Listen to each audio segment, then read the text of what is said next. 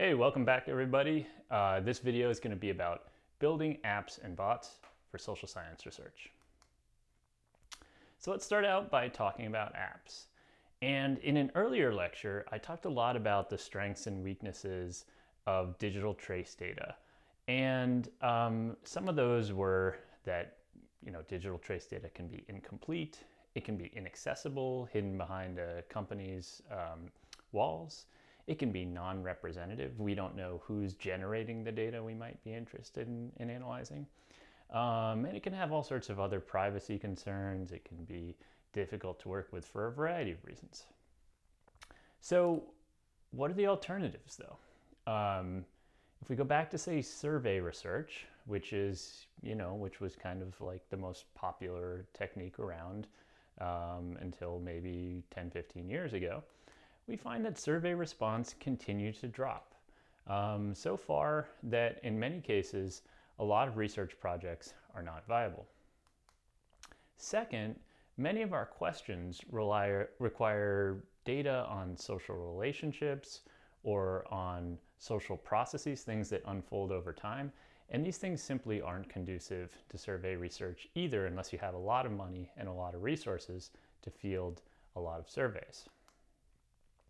Finally, digital trace data have a number of advantages that the old paradigm don't have, right? Even though there's a lot of weaknesses, the strengths are really strong features.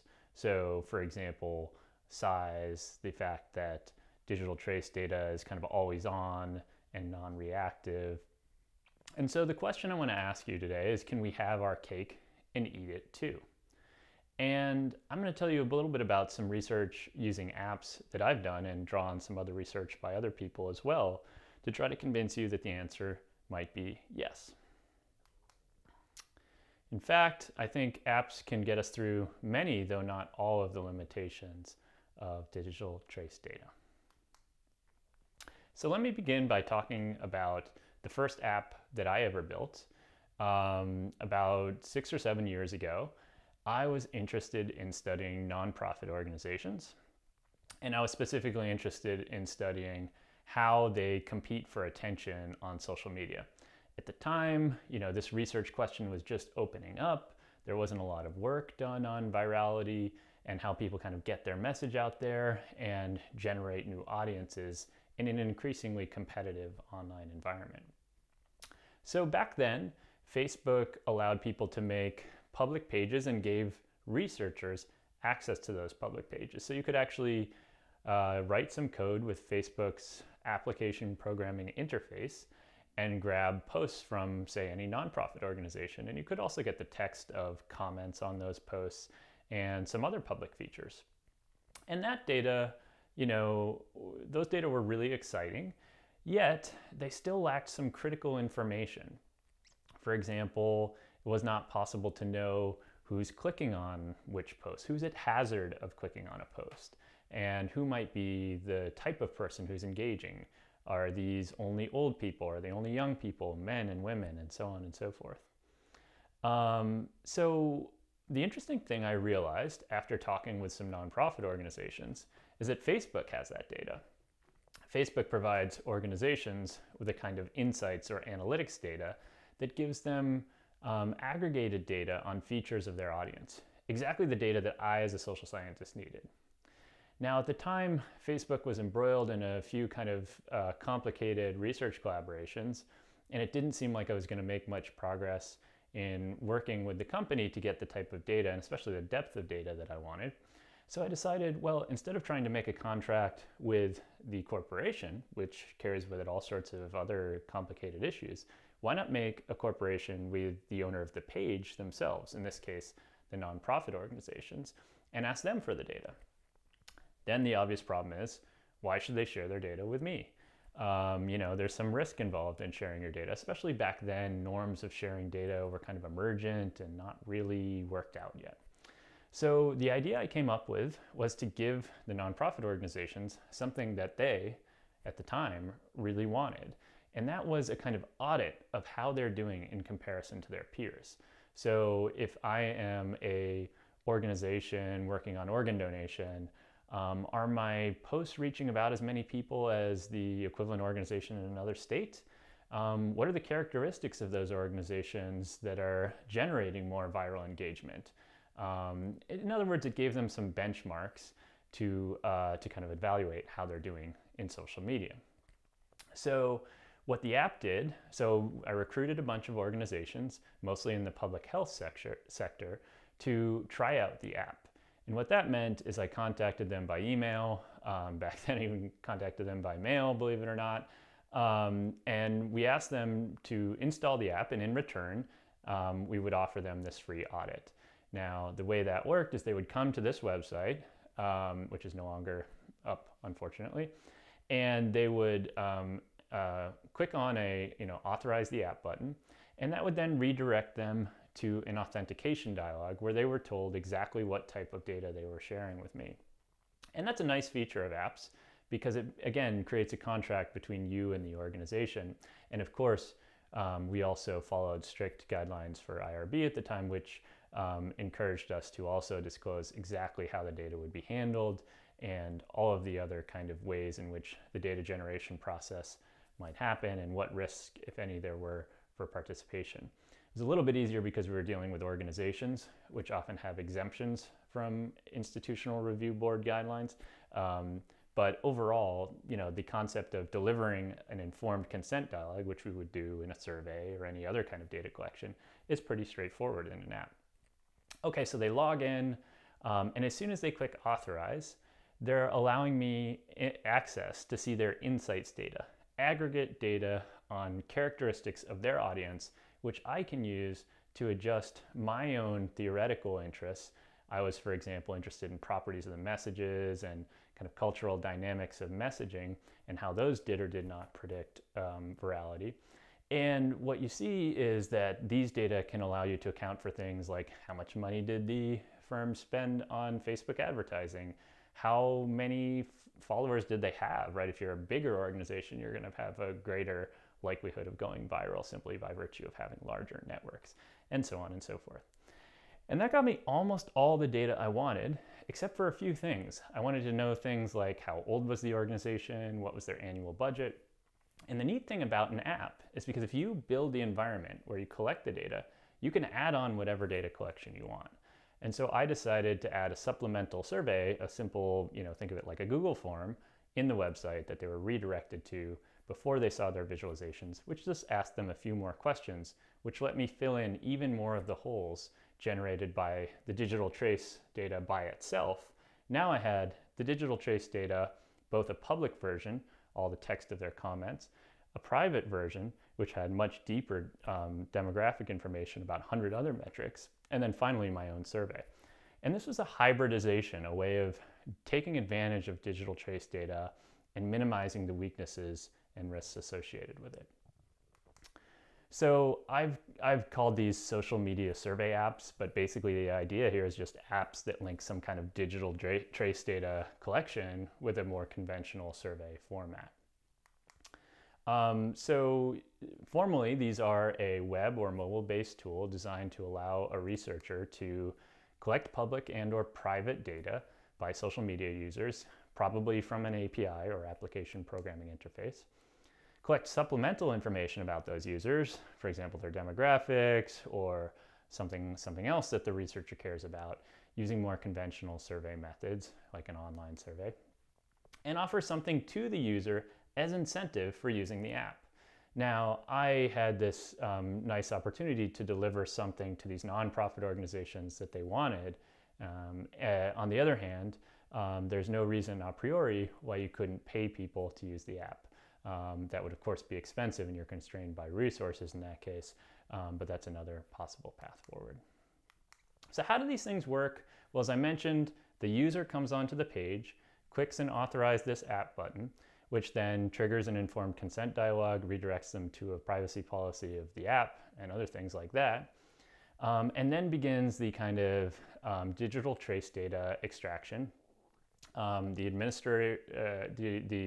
introduction of the supplemental survey. Then the app does an analysis.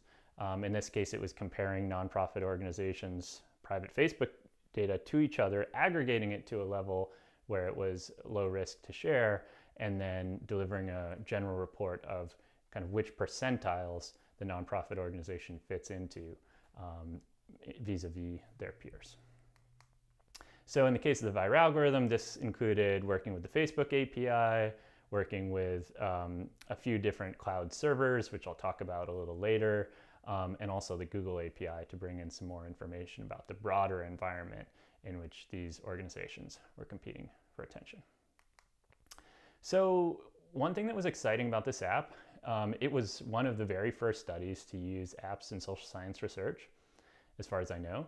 And we got about a 40% response rate. So that's pretty encouraging, considering that, you know, the average individual level survey response rate is somewhere hovering around 3 to 5%. Secondly, we were worried, well, wouldn't only certain types of organizations be willing to install an app?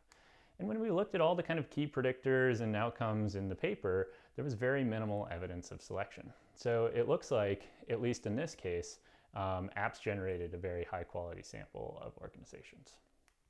Now, if you want to learn more about this work, here's 3 papers linked on these slides that you can check out. Again, they look at different dimensions of how the text, the cultural messaging, also the style in which the text is delivered, shapes the likelihood that these texts will go viral. So I told you all the good stuff, but now let me cue you into some of the challenges of building apps for social science research. The first is that there are some coding skills required. Now, if you want to build a full-blown app that works on your mobile phone, that's going to require some significant coding. You'll have to register with the App Store and many other things. However, I'm about to show you about an exciting, relatively new tool from R Studio that allows you to generate apps much more easily. Second, there's kind of a competitive environment for apps now, right? Everybody has an app. So what do you got? Like, why is your app special? You know, you need to somehow have some way of triggering interest in your app.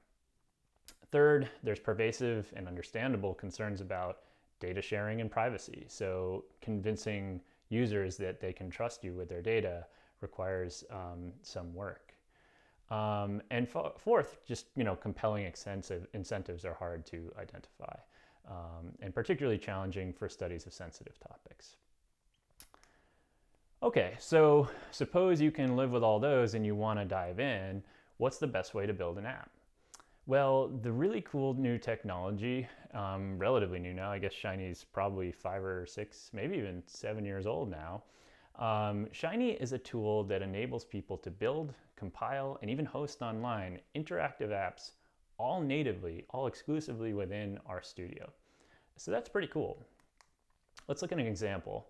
This here is a COVID-19 tracker that is tracking basically allowing the user to interact with different states and see the prevalence of coronavirus cases in each one, do searches by county and things like that. And so this isn't like an example of a social science app, but I just wanted to give you a sense of kind of how the end product might look. They can be pretty high quality, nice graphics, nice interactive, fast, everything you'd like an app to be as a user. Now, the super cool thing about Shiny is that just like so much of the R community it's very open source and collaborative.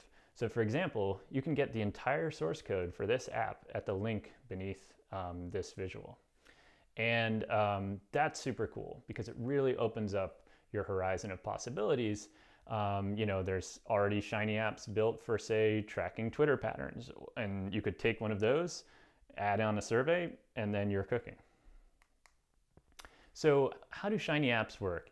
We don't really have time to get into the nitty-gritty, but I want to give you a big picture idea so you can kind of try a few out.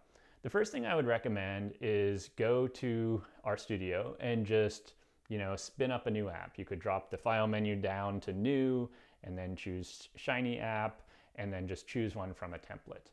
And what you'd see is in the lower right-hand pane of RStudio, you'd see the visual interface and you'd be able to interact with it. And then you'd see one piece of code that actually hosts the app, usually called .app.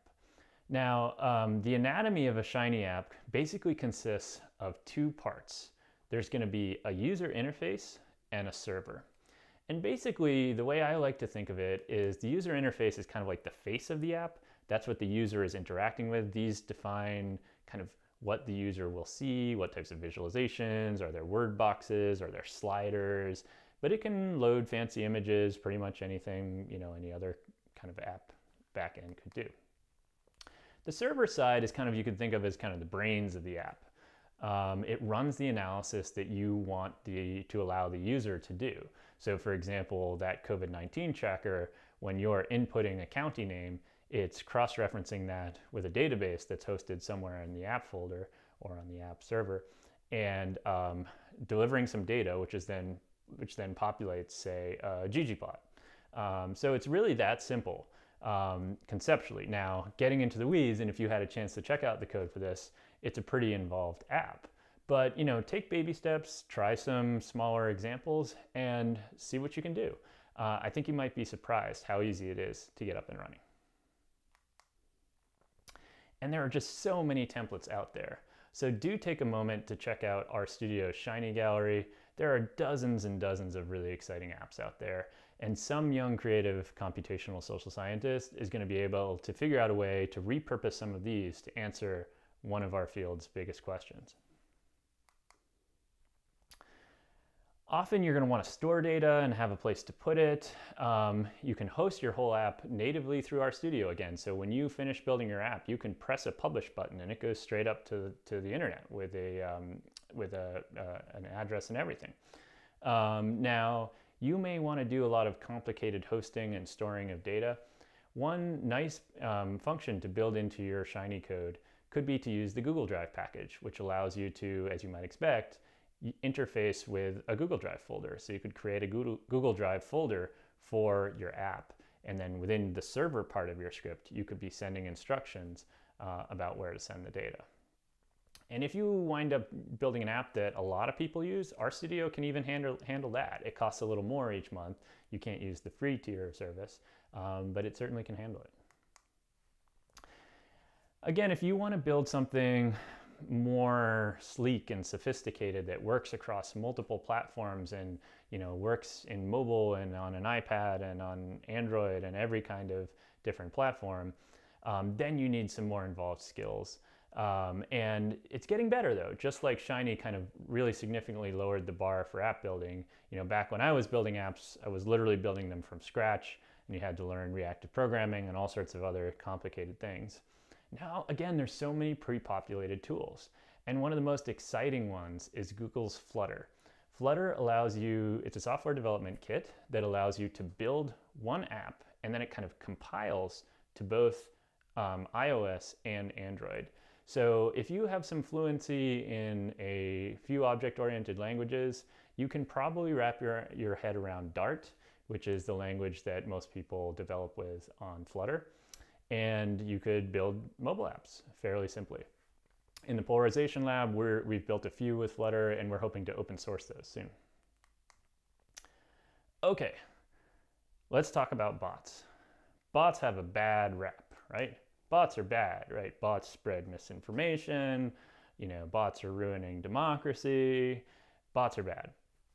That's what I thought, especially around the time that I started thinking about a new study on political polarization and social media. It was around 2016, and I, like a lot of people, was really worried about the role of bots in, say, spreading misinformation during the 2016 presidential election. At the same time, however, I started to realize that bots, if built ethically and if built in kind of creative and intelligent ways, could actually be repurposed for social science research. So in a study from 2018, I put together a wonderful team of young scholars, and one of whom was from the very first Summer Institute, I'm now realizing. And we recruited a large sample of Republicans and Democrats to complete a survey about their views. They were also people who used Twitter a few times a week, and they were either Republicans or Democrats. There weren't any other independents or anything like that. And then we also asked them for their Twitter handle.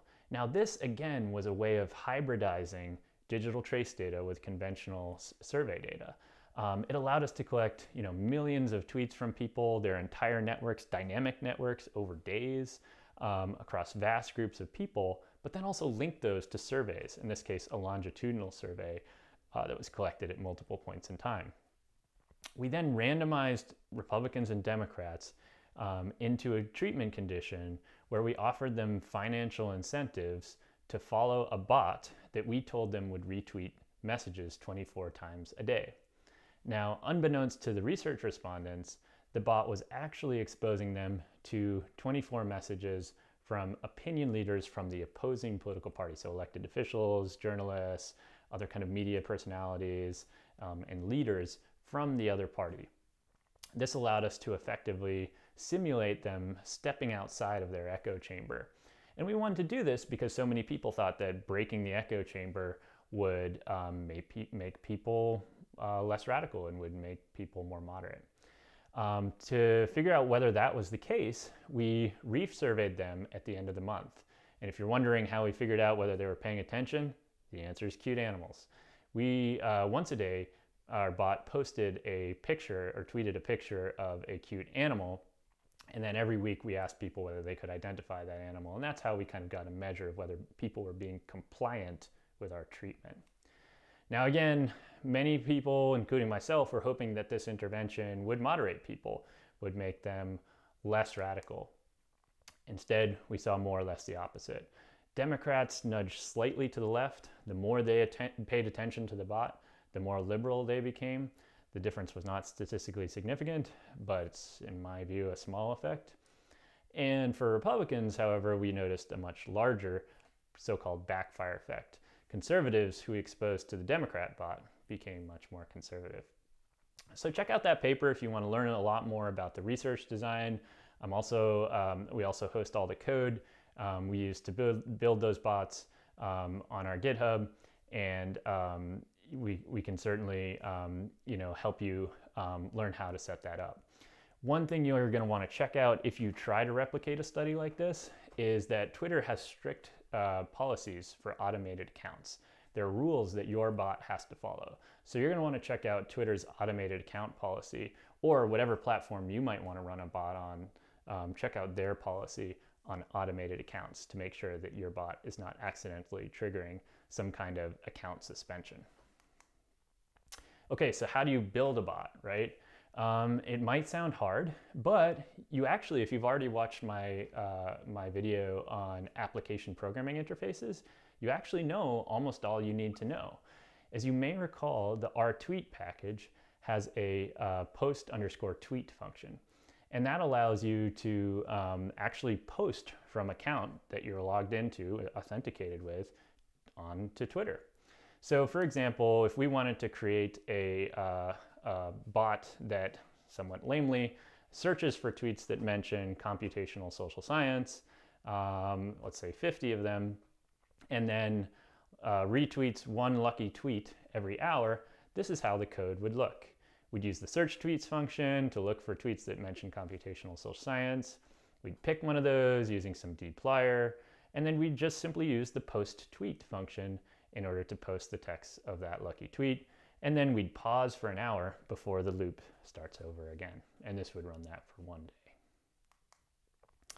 So making a bot interactive is even cooler, but a little more challenging. So one of the coolest studies, I think, is Kevin Munger's excellent study, Tweetment Effects on the Tweeted. So he did a study of basically whether bots could censor racist language and make people be less racist in the future. And what he found was that when he modified the race of the avatar of that account, people were more likely to stop using racist language on Twitter if they were sanctioned by a white avatar than a dark-skinned avatar. So Kevin has this really kind of complicated workflow in his app in which he searches and filters apps and then responds in different ways according to what is said by different users and when. It's not super complicated, it's just really a few more lines of code, but it adds a little more complexity. So if your bot had to interact with people, you'd also want to carefully review Twitter's automated account policy, because at the time of this video, one of the most important requirements is that you don't harass users by repeatedly interacting with them without their consent. Okay, so where does the bot actually live? Like, how do you actually run it? Do you just like set it up on your laptop and then hit run? Well, you could, but your laptop might crash, your internet might go out, or all sorts of bad things could happen, or maybe you just need your computer to work, right? Fortunately, there's a lot of cloud hosting options. The one that I've always used is Amazon Web Services, but Google is wonderful too. There's a lot of great options out there. And at the bottom of this slide, I link you to a tutorial I wrote on how to run RStudio in the cloud. Basically, what happens is you open up a tab in your browser that loads what looks almost exactly like RStudio on your computer, and then you can run those even freely for some amount of time. This is also a great thing to know about if you're going to be running, if you have a high need for compute power. Like if you're going to be using a lot of machine learning, you're probably going to want to learn to spin up some VMs or virtual machines on Amazon AWS, and these slides are there to help you do that. Same thing with storing data. If you start generating a lot of data from Twitter, you're going to need a place to put it. And Amazon EC2 compute cluster is used for hosting, the app, but for storing data, you can use its S2 storage capacity. Now, needless to say, there's a ton of new ethical issues in app and bot-based research. With regard to apps, I kind of already went over a few, right? Do people know what kind of data you want to collect and what you're going to do with it, and most importantly, who you are, right? One of the issues in the Cambridge Analytica case was not that researchers weren't careful about a few of those things, but that when they went to publicly share the data, other people weren't necessarily beholden to those same ethical obligations. So, in computational social science and ethics, there are always unknown unknowns. And so I always try to say, and I think Matt has some nice points about this in his earlier lecture on ethics, in case you missed that, about how we should always hold ourselves to a standard that's higher than the IRB standard, and always talk about these issues openly and publicly and with other people, because unfortunately we're going to make mistakes, and the best way to prevent that is to talk to each other and to run small pilot studies that might, say, identify some potential issues, especially if you're studying something sensitive like racism or extremism or political polarization. So that's all I've got. Happy app and bot building. I'm really excited to see what you come up with.